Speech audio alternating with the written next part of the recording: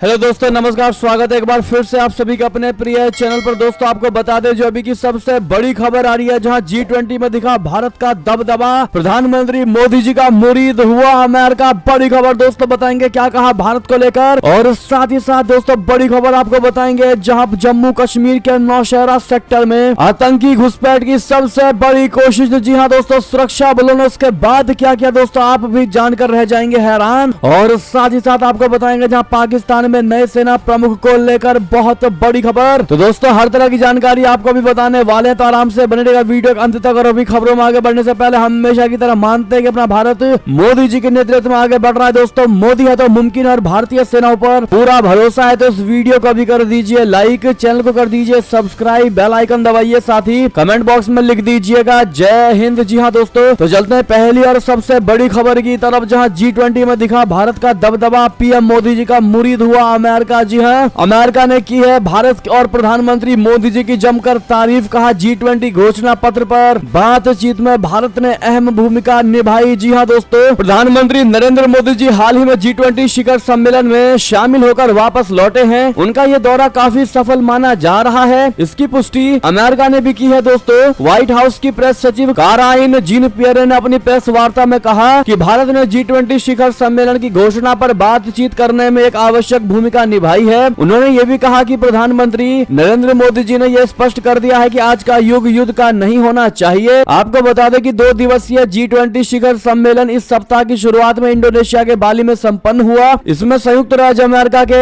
राष्ट्रपति Joe Biden, United kingdom के नए नवेले प्रधानमंत्री ऋषि सुनक सहित अन्य विश्व के शीर्ष नेताओं की उपस्थिति देखी गई। जी हाँ दोस्तों, उन्होंने कहा कि G20 देशों के नेताओं का यह शिखर सम्मेलन काफी सफल रहा। भारत और अमेरिका अन्य देशों के बीच भोजन और ऊर्जा के मुद्दों पर मिलकर काम कर रहे हैं। हमने वर्तमान खाद्य और ऊर्जा सुरक्षा की चुनौतियों और एक लचीली वैश्विक अर्थव्यवस्था के निर्माण के प्रयासों पर चिंतन व्यक्त किया है। इसके लिए प्रधानमंत्री नरेंद्र मोदी जी के संबंध महत्वपूर्ण थे। हम अगले साल भारत की G20 अध्यक्षता का समर्थन करने के लिए तत्पर हैं। जी हाँ दोस्तों, ऐसे में आगे उन्होंने कहा कि G20 शिखर सम्मेलन की घोषणा में पीएम मोदी जी का युद्ध नहीं वाला संदेश गूंज उठा। शिखर सम्मेलन के बाद एक संयुक्त घोषणा में नेताओं ने यूक्रेन के खिलाफ रूसी हमले की निंदा की। उन्होंने यूक्रेन से रूसी सेना की पूर्ण और बिना शर्त वापसी की मांग की। शिखर सम्मेलन में प्रधानमंत्री मोदी जी ने जोर देकर कहा था कि मैंने बार बार कहा है कि हमें यूक्रेन में युद्ध विराम और कूटनीति के रास्ते पर लौटने का रास्ता खोजना होगा। पिछले सदी में विश्व युद्ध ने वर्ल्ड वॉर 2 ने पूरी दुनिया में कहर बरपा रखा है। उसके बाद उस समय के नेताओं ने शांति का रास्ता अपनाने का गंभीर प्रयास किया। अब हमारी बारी है। ऐसे में दोस्तों अमेरिका ने जमकर भारत की और प्रधानमंत्री मोदी जी की तारीफ की है दोस्तों, और बता दिया है कि G20 में एकमात्र अमेरिका और भारत का प्रेजेंस काफी अहम था। ऐसे में अगर आप भी मोदी जी पर गर्व करते हैं तो मोदी है तो मुमकिन है कहना बिल्कुल मत भूलेगा दोस्तों। साथ ही साथ वीडियो को लाइक कर दीजिएगा। बढ़ते हैं एक और खबर की तरफ, जहां पर जम्मू कश्मीर के नौशहरा सेक्टर में घुसपैठ की बहुत बड़ी कोशिश की बड़ी खबर। सुरक्षा बलों ने ढेर कर दिया एक घुसपैठिया। बता दें जम्मू कश्मीर में आतंकी गतिविधियां बिल्कुल भी थमने का नाम नहीं ले रही हैं। पाकिस्तान लगातार भारतीय क्षेत्रों में आतंकियों की घुसपैठ कराने की फिराक में लगा हुआ है। इसी बीच जम्मू कश्मीर के राजौरी जिले में नियंत्रण रेखा के पास बारूदी सुरंग की चपेट में आने से एक पाकिस्तानी घुसपैठिया मारा गया है। दोस्तों इस तरह सेना ने संदिग्ध आतंकवादियों की घुसपैठ की कोशिश नाकाम कर दी है। एक रक्षा प्रवक्ता ने बताया है कि नौशहरा सेक्टर के कलाल इलाके में 17 और 18 नवंबर की मध्य रात्रि की गई घुसपैठ की कोशिश नाकाम कर दी गई। उन्होंने कहा कि आतंकवादी ने हमारे द्वारा बिछाई सुरंगों वाले क्षेत्र में घुसने की कोशिश की और इस दौरान वो मारा गया। प्रवक्ता ने बताया कि आतंकवादी का शव शनिवार को बरामद किया गया। उन्होंने बताया कि सेना को सीमा पार करके घुसपैठ की कोशिश करते आतंकवादी दिखाई दिए, जिनमें से एक का पैर बारूदी सुरंग पर पड़ गया और वो मारा गया। रक्षा प्रवक्ता ने बताया कि आतंकवादी के शव के पास से एक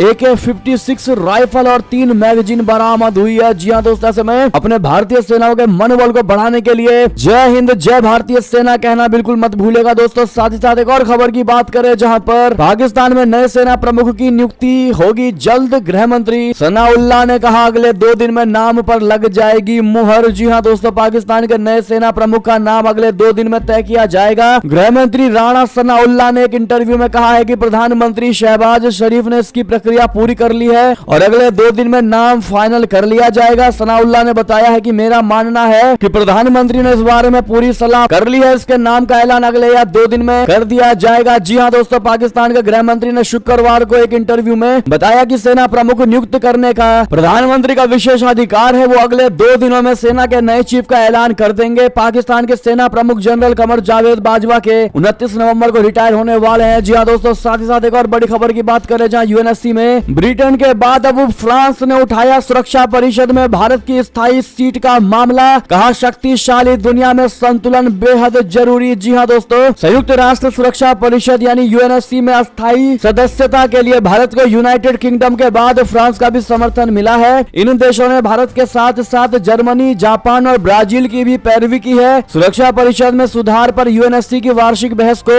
संबोधित करते हुए शुक्रवार को फ्रांस के उप प्रतिनिधि नथाली ब्रॉड हर्स्ट एस्टिवल ने कहा कि फ्रांस स्थायी सीटों के लिए अस्थायी सदस्य के रूप में जर्मनी, ब्राजील, भारत और जापान की उम्मीदवारी का समर्थन करता है। जी हाँ दोस्तों, उन्होंने कहा कि हम परिषद के अस्थायी सदस्यों सहित अफ्रीकी देशों से भी अधिक प्रतिनिधित्व चाहते हैं, क्योंकि भौगोलिक प्रतिनिधित्व सुनिश्चित करने के लिए कई सीटों का वितरण किया जाना चाहिए। एस्टिवल ने कहा कि वीटो का मुद्दा अत्यधिक संवेदनशील है। इससे पहले यूके ने भी यूएनएससी की अस्थायी सदस्यता के लिए भारत को अपना समर्थन दिया था। संयुक्त राष्ट्र में ब्रिटेन के राजदूत बारबरा वुडवर्ड ने कहा कि हम भारत, जर्मनी, जापान और ब्राजील के लिए नई अस्थायी सीटों के निर्माण के साथ साथ परिषद में अस्थायी अफ्रीकी प्रतिनिधित्व का समर्थन करते हैं। बात करें दोस्तों एक और बड़ी खबर की, जहां पर चीन की सीपीसी परियोजना का पाकिस्तानी लोगों को नहीं हुआ कोई फायदा। बता दें, पाकिस्तान और चीन के गठजोड़ से पाकिस्तानी जनता को और अर्थव्यवस्था को कोई फायदा नहीं हुआ है। अमेरिकी न्यूज वेबसाइट ने ग्वादर पोर्ट को लेकर चाइना प्रोजेक्ट के नाम से एक रिपोर्ट प्रकाशित की है, जिसमें कहा गया है कि इस रिपोर्ट का वहां के स्थानीय लोगों को कोई फायदा नहीं हुआ। रिपोर्ट में कहा गया है कि चीन ने पाकिस्तान और इस क्षेत्र के विकास के साथ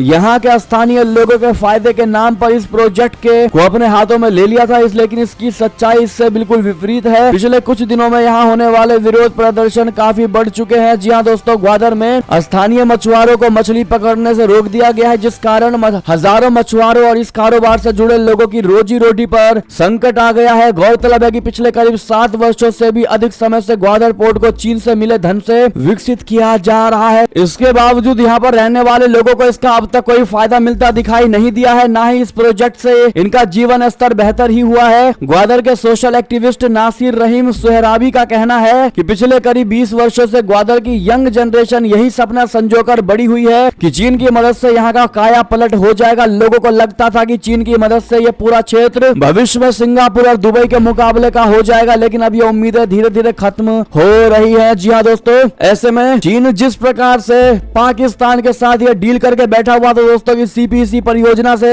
सड़कों का निर्माण तो होगा ही होगा, साथ ही साथ भारत को भी घेर सकेंगे, लेकिन भारत ने बिना कुछ किए दोस्तों ऐसा कर दिया है कि इनकी ये डीलें पूरी नहीं हो पाएंगी। जी हाँ दोस्तों, अगर आपको भी लगता है कि पाकिस्तान मात्र एक चीन का नौकर देश है तो अपनी राय अवश्य दीजिएगा। दोस्तों बढ़ते हैं और बड़ी खबर की तरफ, जहां पर रशिया के बौखलाहट की सबसे बड़ी खबर निकलकर सामने आई है, जहां सैकड़ों गायब हुए। खैरसॉन में बर्बरता पर चौंकाने वाली रिपोर्ट बता दें, इस साल यूक्रेन के खैरसॉन शहर में रूसी हमले के दौरान सैकड़ों यूक्रेनी लोग जेल गए या लापता हो गए। इतना प्रताड़ित किया गया कि कईयों की जान तक चली गई। ये रिपोर्ट अमेरिकी विदेश विभाग द्वारा प्रायोजित येल वीवी के एक शोध से पता चला है। हालांकि रशिया ने इन आरोपों को सिरे से खारिज किया है और कहा है कि उसके सैनिकों ने खैरसॉन में हमले या कब्जे के दौरान आम यूक्रेनियों को किसी भी तरह की कोई क्षति नहीं पहुंचाई है। समाचार एजेंसी रॉयटर्स के मुताबिक अमेरिकी विदेश विभाग ने निष्कर्षों के बारे में एक बयान में कहा कि रशिया को खैरसॉन में ऑपरेशनों को रोकना चाहिए और एक अनावश्यक युद्ध को समाप्त करने के लिए अपनी सेना को वापस लेना चाहिए, जिससे वो जीत नहीं सकता और न ही जीतेगा, चाहे उसकी रणनीति कितनी ही घृणित और हताश क्यों ना हो। साथ ही साथ दोस्तों बात करते हैं एक और खबर की, जहां आखिर खगोशी मर्डर पर सऊदी प्रिंस को छूट देकर घिरा अमेरिका। अब बचाव में क्यों याद आए प्रधानमंत्री मोदी जी, क्या है गोधरा बैन की कहानी बता दें। चर्चित पत्रकार जमाल खगोशी की हत्या के मामले में सऊदी प्रिंस मोहम्मद बिन सलमान को छूट देकर बुरी तरह से घिरे अमेरिका ने अपने फैसले का बचाव किया है। अमेरिका ने कहा है कि ऐसा पहली बार नहीं है जब हमने किसी नेता को यह छूट दी है। अमेरिका के विदेश मंत्रालय ने एक बयान जारी करके कहा कि हमने भारत के प्रधानमंत्री नरेंद्र मोदी जी समेत दुनिया के कई नेताओं को पहले भी अमेरिका में मुकदमा चलाए जाने से मुक्ति दे दी है। दरअसल अमेरिका ने गुजरात के सीएम रहने के दौरान धार्मिक स्वतंत्रता को लेकर नरेंद्र मोदी जी के खिलाफ यात्रा प्रतिबंध लगाया हुआ था, लेकिन बाद में प्रधानमंत्री बनने पर उन्हें छूट दे दी गई थी। ऐसे में इससे पहले जो बाइडेन प्रशासन ने कहा था कि जब जमाल खशोगी को सऊदी प्रिंस के इशारे पर तुर्की में मार दिया गया था। दरअसल सऊदी प्रिंस को भी इस केस में फंसने का डर था और यही वजह थी कि उन्हें हाल ही में सऊदी अरब का प्रधानमंत्री नियुक्त कर दिया गया था। जी हाँ दोस्तों, अब ऐसे में बचाव पर अमेरिका भारत का नाम ले रहा है। दोस्तों